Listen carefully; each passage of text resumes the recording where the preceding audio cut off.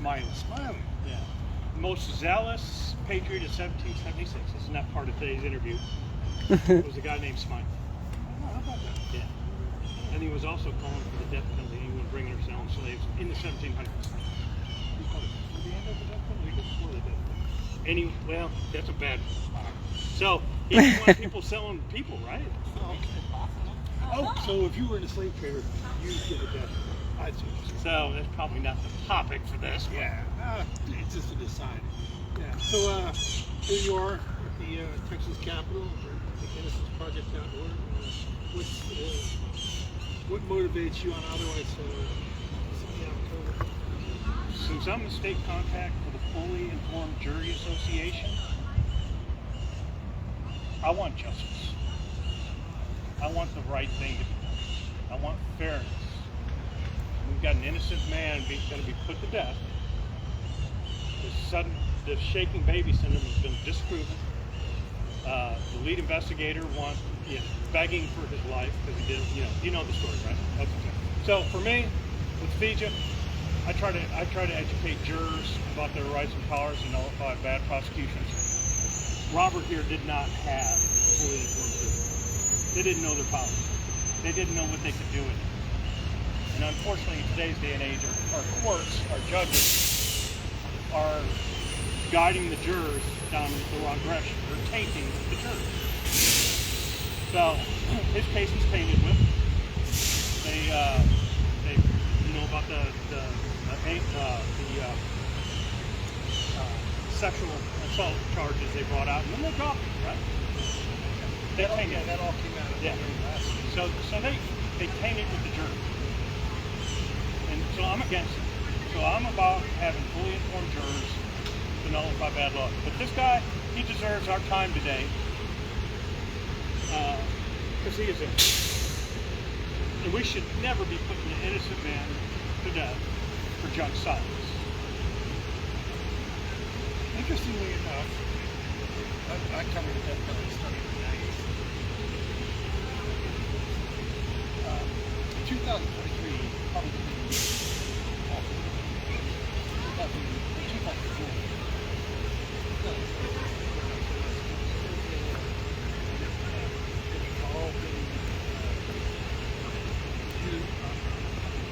Sure, absolutely. You look at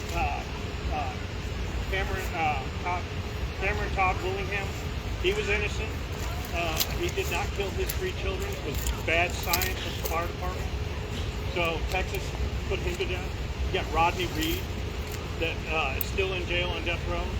Unfair. He was having sex with a cop's fiance, and the fiance ended up dead with a bunch of cops being involved in it, but none of that entered into the courtroom. So we've got another innocent guy there. I mean, there's a percentage. We should never have not one innocent in the United States be put to death. Never. Not one innocent in jail. Benjamin Franklin said it'd be better that 100 guilty go free than one innocent get incarcerated. We need to get back to that mindset. Well, thanks for your time. I appreciate you. I get kind of passionate. I know you can. But we got to stop this. You don't. No.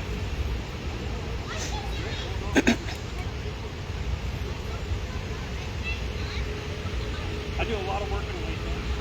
You know what happened with Twin Peaks? That was bullshit too. The cops showed up early. That's after they set up cameras. Don't get me started on that, right? Otherwise, I'll never get. We've got a lot of corruption in government, and so one of the reasons I'm wearing this shirt. You know. Good to see you. Thank you. Oh, do you mind if I kick into it? Sure. Are you part of the same crew? Well, kind of. I'm a little bit more freelance than Bob is, I think. But yeah, Amy. AMY. Hedke, HED, as in David, T as in Tom, KE. Hedke.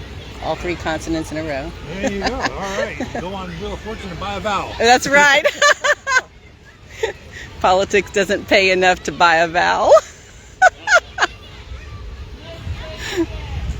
Okay, guys, so we're going to hang out and let these kiddos walk by the sign, and then we will probably head inside to the hearing.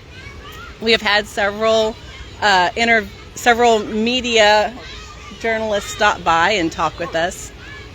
So just trying to get the word out, since we're down here at the Capitol anyway.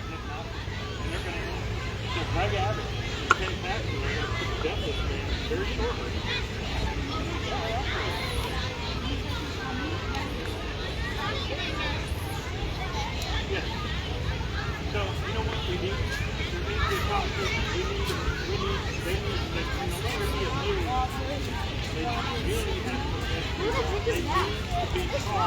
Who the heck is that? That's right.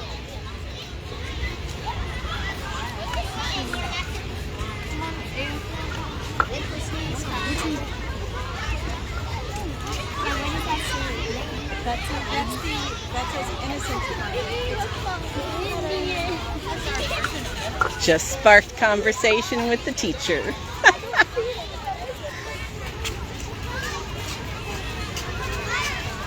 Okay, so I wasn't really thinking, I'm not really a banners rally kind of person, right? But now we have, 100 kids walking by, reading the sign, asking their teachers about it. So this isn't a total loss. That's right.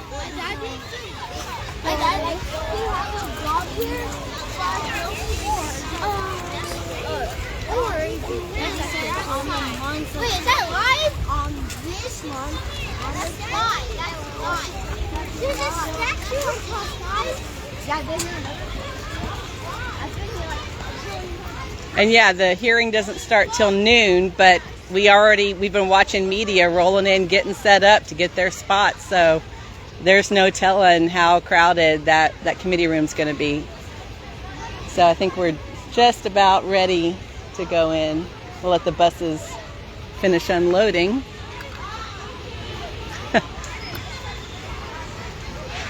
So far, USA Today, NBC, KXAN stopped by, USA Today, and that first guy said he was with the New York Times. on New York Times. I think that's a great thing. Any of them, really. Right. We'll take it. There we go. Pull it up and lean it back just a little bit, Come Bob. to get a picture? Yeah. I'm Mark with the Associated Press. You're with who? The Associated Press. My father-in-law, Connor. Oh, really? Yeah. He was a regional director. What was his name? He retired about 2 years ago. Okay, a little bit before my time. Yeah. He was a very proud man. I remember watching that ticker come in his office. That was pretty cool. Old-fashioned. I've never actually, they still have the machines in some of the offices. Obviously, they're not the touch anything at all. Boy, the shit that would come across that, you're going, oh boy, this is going to be big news tomorrow. Yeah. He doesn't come up. Where are you guys going? Okay, I'm with the Fully Informed Jury Association. I'm a state contact. Teach jurors about their rights and powers, notify bad prosecutions. And Robert did not have a fully informed jury, and he is innocent. And so on his behalf, we're down here trying to advocate for him and hopefully stop his execution. Not one American that is innocent should ever be. How long have you been following Robert's case? I've been following. I knew about Robert probably about 5 years ago when I started advocating for Rodney Reed. Yeah. And I can't remember if it's Cameron Todd. I think it's Cameron Todd Willingham out of Fort Canada. He was also put to death. That was about 20 years ago. So that was the first time I heard an innocent guy being put to death. So, but within the last 5 years, the Innocent Project really caught my mind. I know some of the attorneys for it. So they do good work. I want to go out and promote their website, and hopefully we can stop this, which I don't think it will. I think what's going to happen is Greg Abbott, he's got a long history of killing innocent people. He's a wholehearted attorney. What about like doing that? Not at all. Before I ask you to say everything that was Probably get You know what? We're here to repeat the issues, so this is not a problem. Bob just has to. Yeah, yeah. I'm gonna get close to the microphone. So if you say and tell your name for me, please. my name's Bob Smilie, B-O-B-S-M-I-L-I-E. And Bob said you were with I'm a state contact for the Police and Jury Association. I'm here to support ending this execution of an innocent man, Robert Roberson. And I'm here to bring awareness that we should not be putting an innocent man to Robert Roberson. So with the news last Friday that about the subpoena and his testimony, what was your reaction?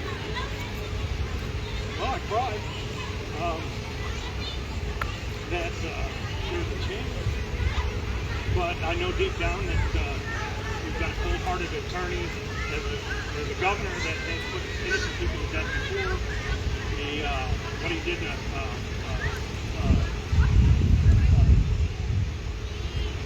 Reed. Rodney Reed. Rodney Reed. You know, he's still on death row. And that evidence shows that he was innocent. So I don't believe that we should have any innocent in jail. Benjamin Franklin said that 100 guilty ought to go free before one innocent is in jail. What are we doing because of that innocent person? What kind of country is this? And I want to stop it. I want justice. I want fairness. I want women's rights. That's why.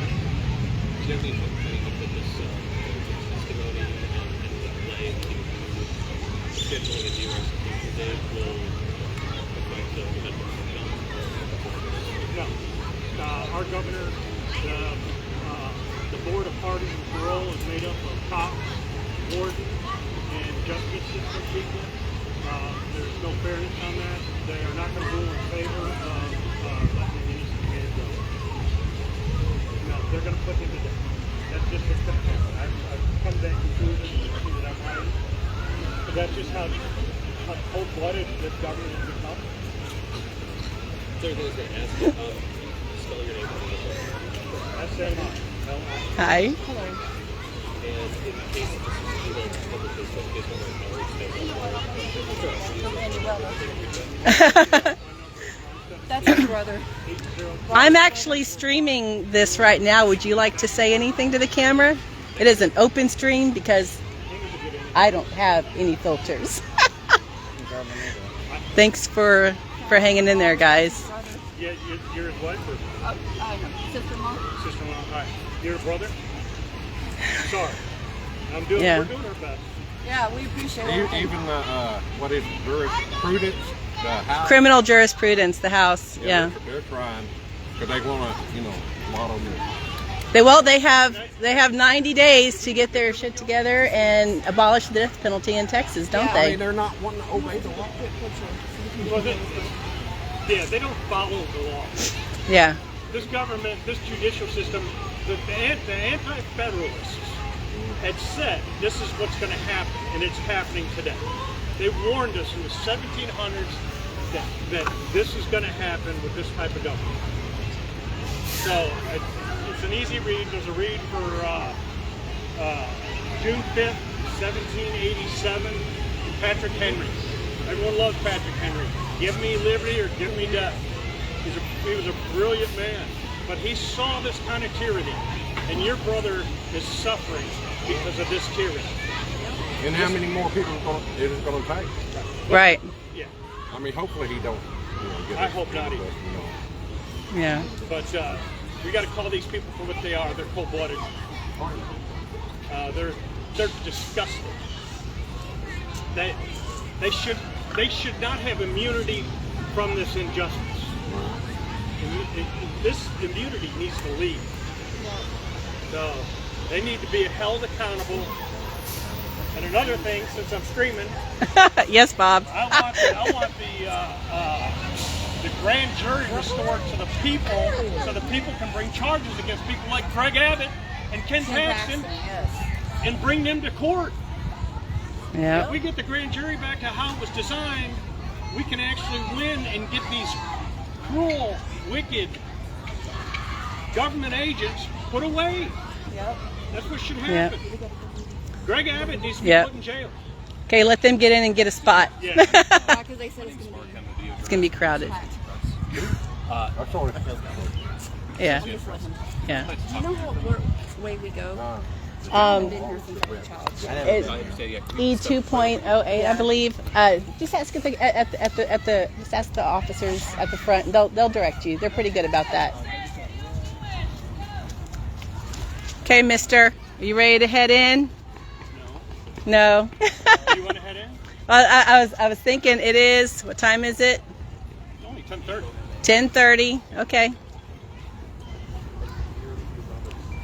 So on the Capitol grounds, they have limitations on how you can hold and display your signs. You are not allowed to just put them on a wooden pole or a metal pole or stakes or anything like that.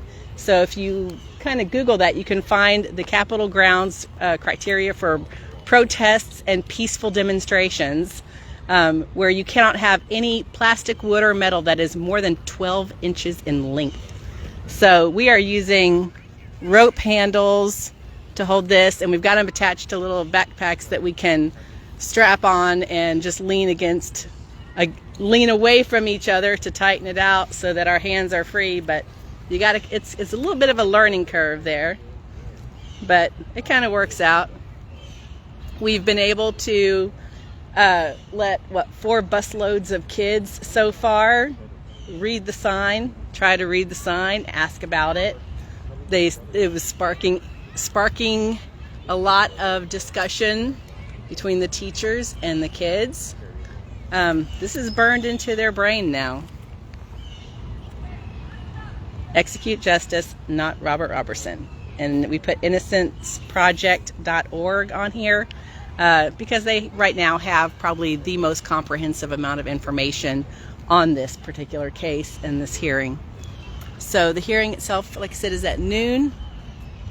We'll be going in soon to get a good seat. Lots of media have already come by. New York Times, USA Today, KXAN.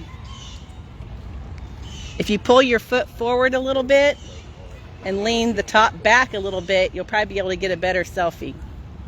Oh. See what I mean?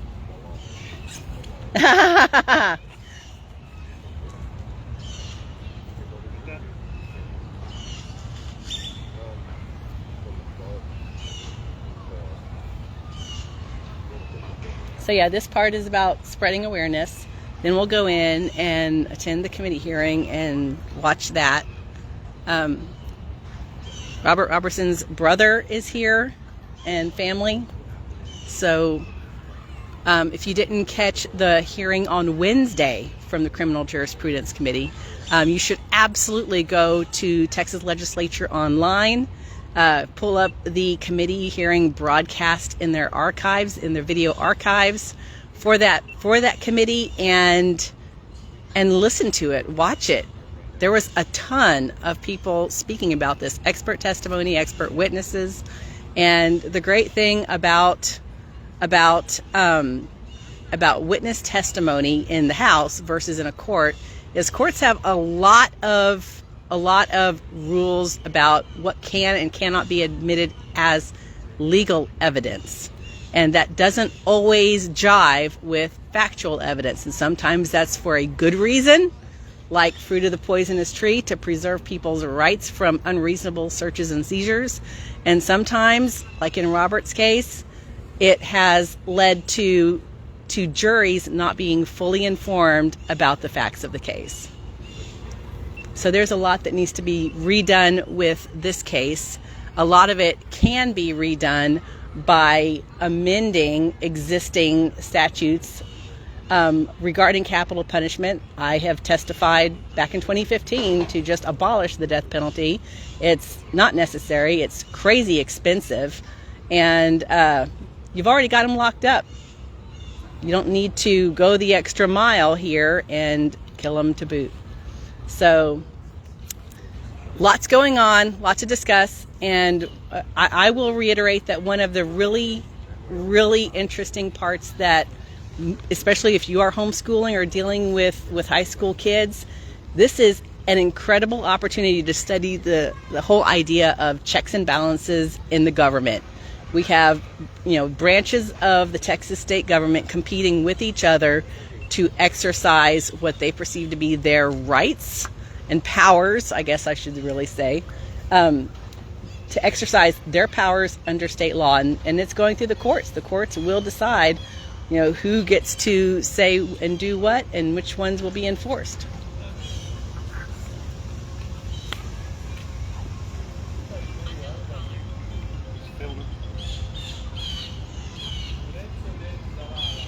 Suck in your gut, Bob. Suck in your gut. Stomach in, chest out, shoulders back. Good interview. She's probably your best interview today. Talking to his late brother, I think, was pretty important. So. Yeah. But I don't want to miss her either. Yeah, I got to get back inside. Go So inside. I'll see you later. 18 death penalty exonerees is what you need to include somewhere. What's your name? Amy Headkey. Amy. Yeah. Bye. 15. 18. I thought it was 13 when Anthony Graves was testifying in 2015, but I was looking at, I think, the Texas death penalty, Texas Coalition Against the Death Penalty, I think. And I was looking up all the different numbers, and the numbers all start running together after a while.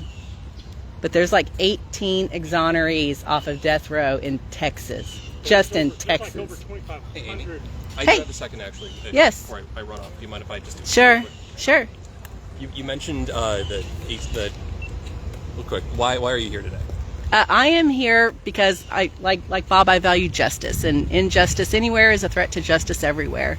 And this case especially has a lot of issues. You have conflicting witness testimony, you have this junk science stuff, you have nobody who saw him actually do anything. And, the House is throwing their Hail Mary on trying to get his executions stayed, and that succeeded. Whether their separation of powers argument succeeds in court will be a whole nother thing, and that's an interesting thing to watch. But I'm against the death penalty. It's not necessary. It's crazy expensive. Texas is only one of 2 states in the nation that has 2 high courts, and one of them is basically about the death penalty.